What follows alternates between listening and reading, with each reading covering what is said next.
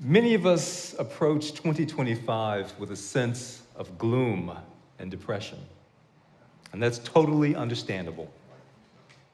Politically speaking, a lot of things did not go our way as we headed into 2025. But did anyone do something new and different to welcome in the new year? Now, I did. I did something new and different on New Year's Eve. I attended a watch night service for the first time. Now, let me enlighten you if you don't know about watch night. It's a tradition in Black churches that commemorates the ending of slavery at the stroke of midnight of the new year. So it shares part of the spirit of Juneteenth. Watch night reenacts the anxious waiting for midnight on December 31st, 1863, when Abraham Lincoln's Emancipation Proclamation would take effect to end enslavement in the southern states. It reenacts the anxious waiting that leads to joyous celebration at midnight. It's celebrated in the Black church with praying and singing that reaches a crescendo as the midnight hour approaches. Now, most of these watch night services have moved online since the pandemic. I wanted to attend a UU watch night service, but there was none to be found anywhere online. So I decided to do the next best thing, which was to attend a Quaker watch night service. This is the first time I'd ever been to a Quaker service. It was really quiet. There was no crescendo. Even when they're engaged in a service based upon the African American religious tradition, Quakers are still quiet. I would have known that had I been to a Quaker service before that night. You always know what to expect at a Quaker service. It's probably true of most religious services. Once you've been, you can be reasonably assured of fidelity. You can be assured of having the same experience every time. Well, for those of you who are visiting us for the first time or watching us online for the first time, you're going to discover that we're not like most churches. You never really know what's going to happen on Sunday at a UU church. So guess what? This Sunday, as part of my sermon, I have a math problem for you. You weren't expecting that, were you? All right, try to stay with me here. The average IQ of the population of 8th graders in a city is known to be 100. You've selected a random sample of 50 children for a study of educational achievement. The first child tested has an IQ of 150. What do you expect the average IQ to be for the sample of 50 children? You with me? All right, how many of you think it's 100?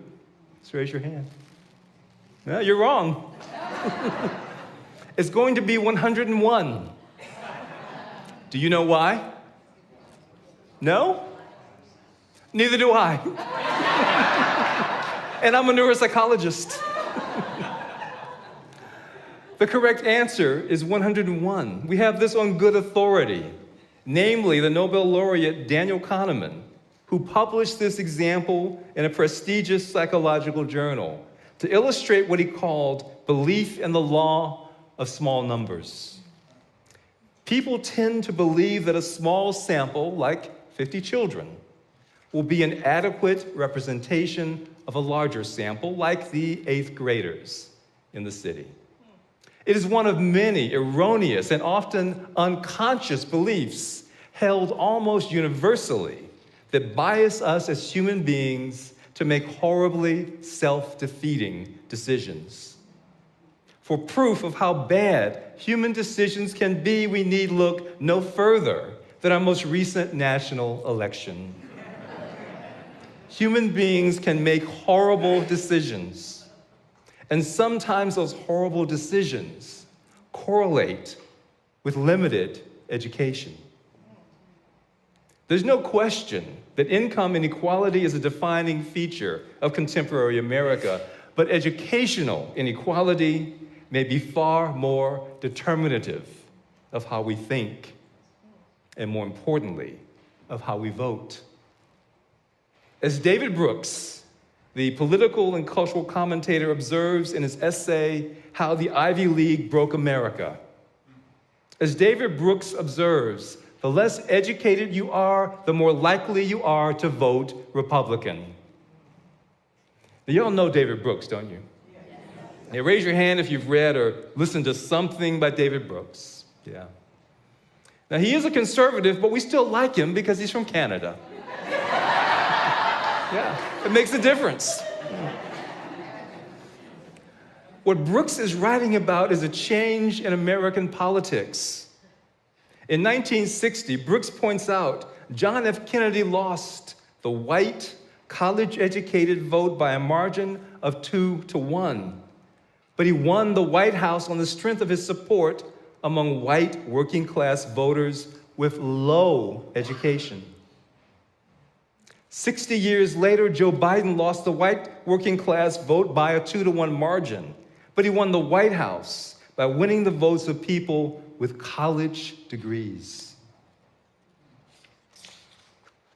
Small wonder that Donald Trump proclaimed, "We love the poorly educated," on the eve of his first takeover of the White House. If income were the primary determinant of contemporary election outcomes, then politics would focus on how wealth gets distributed.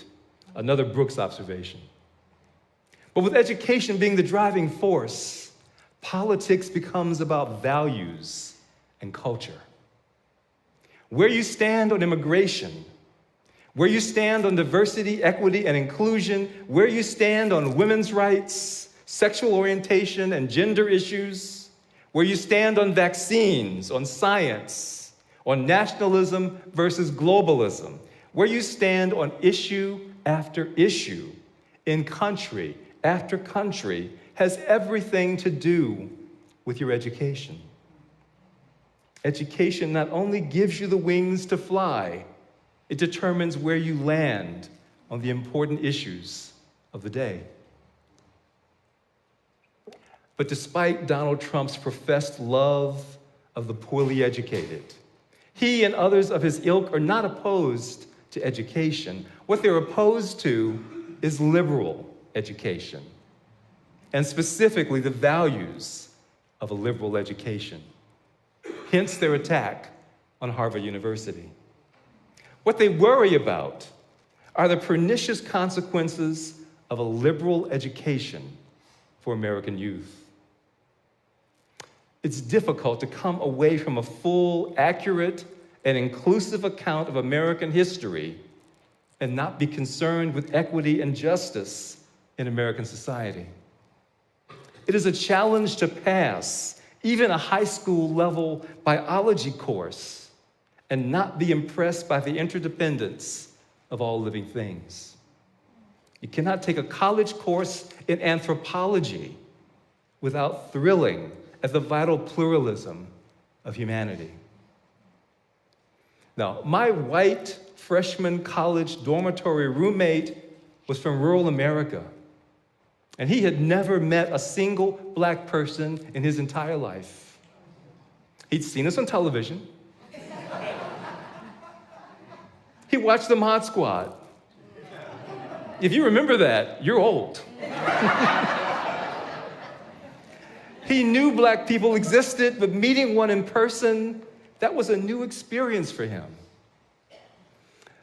Now, he was not my first white person. I'd known a few. But he was the first white person I had ever lived with, shopped with, studied with, negotiated with. You did not come away from those experiences without being transformed. You did not come away from them without a new generosity for humankind. Consequently, social conservatives worry. They worry about the values resulting from a liberal education. Values like equity, justice, interdependence, and pluralism. They worry about experiences that transform and expand one's generosity of spirit. Any of those values sound familiar? They should, because they're ours. They're the values we adopted last year as a faith movement. Of course, college doesn't always work. There needs to be some potential in the person to shape. There needs to be a willingness to engage and to be transformed. And you do have to actually go to class and read a few books. If those things don't happen, the outcome can be very different, even at an Ivy League university.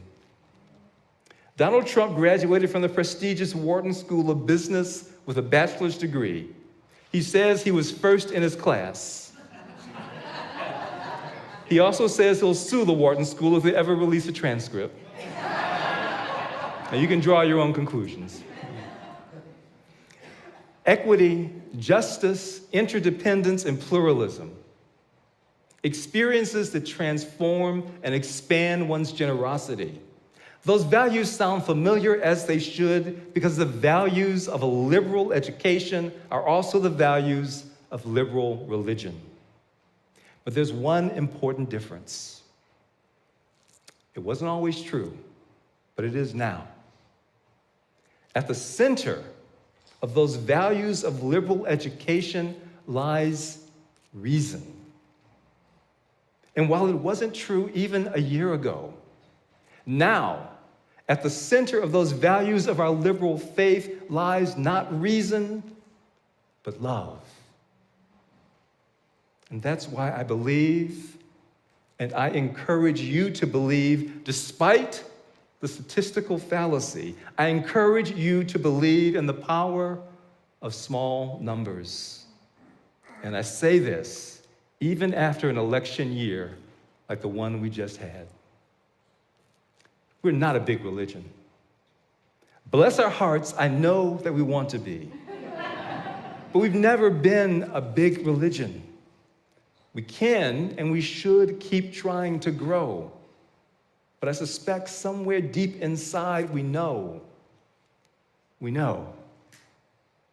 So even as we try to grow, let us keep faith in the power of our small numbers, especially now, when it may seem like so many others in society disagree. Now, we're not the Democratic Party. Our job is not to elect Democrats or anyone to public office. Our role is to advocate for the values, the ideals, and the ideas that define us and that we believe passionately that this country and the world desperately need. And we do this regardless of who gets elected to public office. And we do this regardless of our size. It is why we protest mistreatment of immigrants and refugees, whether it is during the Obama administration or the Trump administration. It is why we protest sexual exploitation, whether the perpetrator is a Trump or a Clinton. It is why we protest homophobia and heterosexism, whether Democratic or Republican in origin. Individually, we may like one candidate more than another. We may align with one party more than another, but collectively what we do transcends politics. Now, here's the part that's going to be really hard for some of us to hear. What we do collectively as a religious community not only transcends politics, it also transcends reason. Have you ever found yourself thinking in the midst of an argument, in the midst of a disagreement, that the person in front of you who stubbornly refuses to change would come to see things your way if they only knew what you know? The problem is they're thinking the exact same thing about you. Disagreement is rarely a request for more information, but sometimes it's a request for greater and deeper love. I worry less about being a minority religion. I worry less about our numbers because I believe in the power of our love. I've seen how mighty it is. Now, the tools of love are too numerous for me to list them today, but argument is not among them. That relative who is so irritatingly intolerant, who seems to go out of their way to provoke you, will respond more to your example of how to disagree while still loving them than they will to any argument or any righteous anger that you can muster. Now, being loving doesn't mean being a doormat. It doesn't mean taking abuse. It doesn't mean staying where you are being harmed. You don't just love others, you get to love yourself too. But your kindness to others and yourself, your respect of others and of yourself, your gentleness toward others and toward yourself, your example of how you are in the world, those are the tools of your love. If you find yourself in search of a tool, ask yourself, what is the most loving thing I can do right now, this moment, for them and for me? And nearly every single week, white supremacists and neo-Nazi groups gather in downtowns and public parks on the grounds of public buildings. Let's call these groups what they are: hate groups. Nearly every week, somewhere in America, hate groups gather to hate. Hate groups gather to shout, to unfurl Nazi banners and right-wing extremist flags, to intimidate immigrants, people of color, Jews, and people openly identifying as LGBTQ+. In short, to intimidate the people we welcome here every Sunday.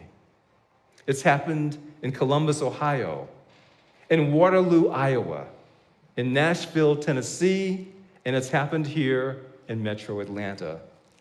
These incidents have occurred in more than half of the states in this country.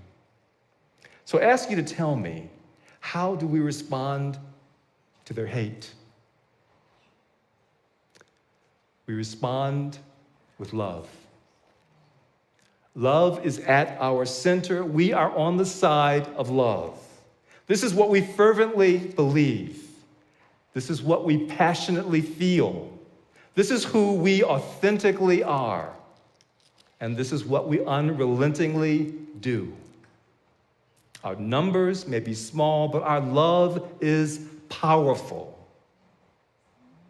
Love is our core. Love is our center, and they had better watch out.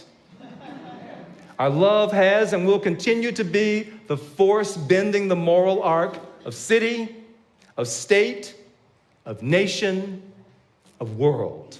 And that is why, even in a year like this one, I still believe in the power of small numbers, bolstered by the power of love. Amen.